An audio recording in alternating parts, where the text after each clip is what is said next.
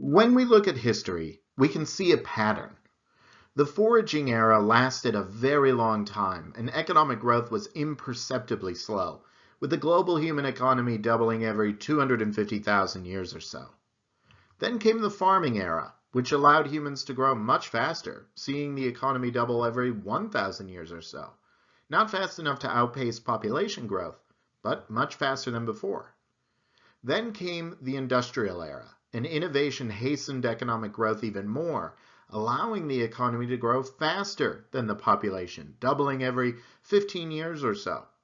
When you look at this trend, you can see that not only is our growth improving in a predictable way, but the time it takes to get to the next era is shortening in a predictable way.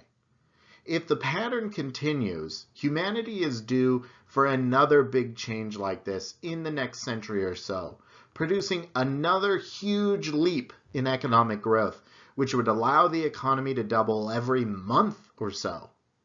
What might this change be? The next big thing that will revolutionize our economy looks more and more like it will be artificial intelligence. In the near future, this is likely to just be more productivity-enhancing software that allows people to accomplish more in their jobs, boosting wages and growing the economy. But there's wide agreement that eventually artificial intelligence will reach a point where it is as capable as a human being at any task. Those who know the most about the obstacles ahead believe this is still a long way off in the future. However, there's one route to this future which may be shorter than the others. Even before software reaches the point of matching human intelligence, we might develop the technology needed to scan human brains in enough detail and model the interactions of each cell in the brain that we can then emulate the workings of a brain in a computer. Where software development might take a couple hundred years to reach the point of artificial general intelligence, the technology needed to scan and upload a human mind into a computer and run it might be available within the next century. The economist Robin Hanson, who is also the great mind behind the idea of the Great Filter, thinks that this is the most likely thing to cause a total shift in the economy on the scale of the Neolithic or Industrial Revolution. He has used basic economics to think about what would happen if we were able to scan and upload human minds like this. There are a number of implications which are immediately obvious. A digital mind would be able to travel through our information infrastructure, essentially going to any place on Earth at the speed of light. A brain emulation could be working in a virtual environment on a server in Nevada one minute, and then transporting themselves into the hardware on a physical robot that walks around Tokyo the next. These brain emulations are also, in theory, immortal. With adequate maintenance, the M's could continue on indefinitely. This has some serious implications for our planet. Human beings are protective of nature, for the most part, because we're worried that if we destroy nature, we'll end up destroying ourselves. Certainly some have concerns beyond that, but for the most part, our conservation of the natural world is driven by our need to keep the planet habitable for living, breathing human beings. M's won't have this same motivation because they'll be able to live by entirely artificial means. And so if M's come to dominate the world as the theory would predict, nature is likely doomed. M's will certainly come to dominate all economic production though, because they will be able to make copies of themselves. For this reason, most M's will not be immortal, but will exist for a very short period of time. An M who needs to complete some paperwork might just create a temporary copy of itself to do the paperwork while the main M continues with more important tasks. Once the copy is done with the paperwork, it simply shuts down. That might sound scary, but the M's which are most comfortable with that arrangement will be the most productive and the most likely to be able to pay for its own existence. The human brain is also built in a way that it would be possible to simulate it faster with more hardware. If you double the hardware running the emulation, you will double the speed the emulation is run. That means the subjective experience of time for different M's will differ. Initially, most M's will operate at normal human speed, where they experience 1 day for every day in the real world, so that they can interact with humans.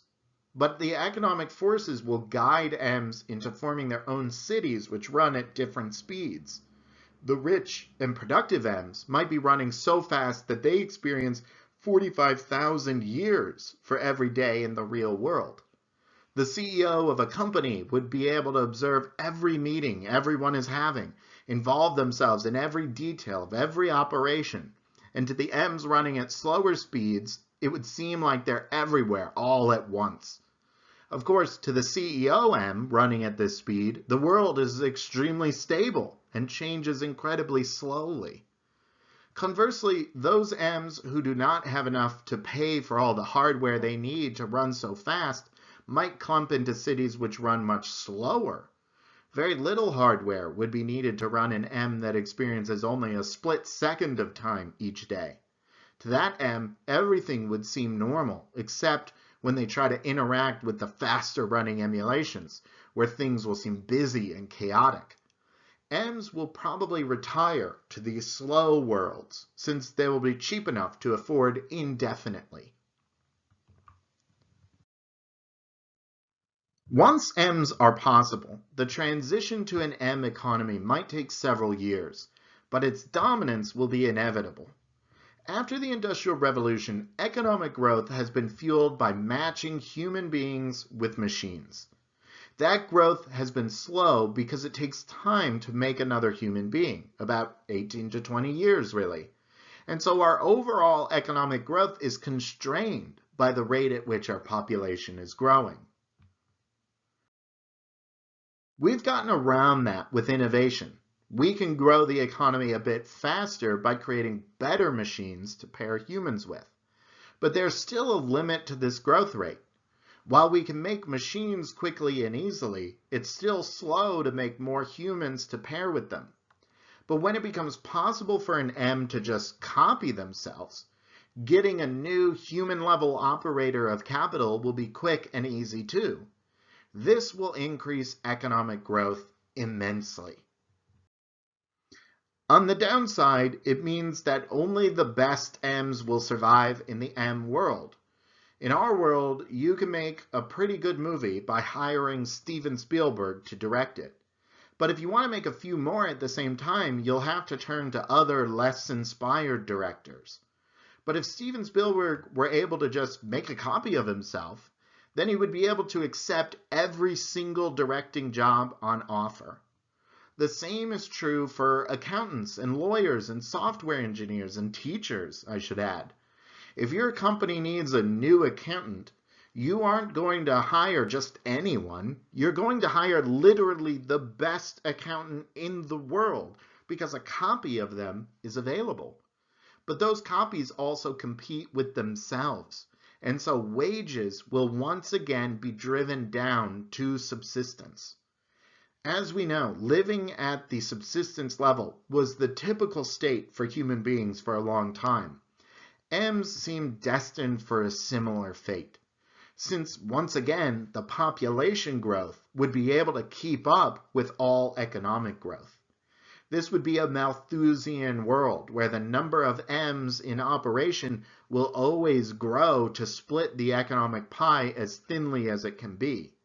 And this is likely to be very thin since these M's will be living in pretty cheap virtual worlds. They will have to spend pretty much all of their time working, though they'll be working in great comfort. What will happen to the human beings in this world? Well, in the beginning, humans will own all of the capital, so collectively we will become very rich. But we won't be able to compete with the M's. Humans will have to retire. And if we have the right institutions in place for sharing the wealth we gain from the rapidly growing economy, this could be quite nice for the people alive at the time, and perhaps going forward as well. Though if the pattern of epochal change continues, we should expect some new big thing to disrupt this strange new world after just a year or so. Then it will be on to some new mode of production. What kind of change could that be?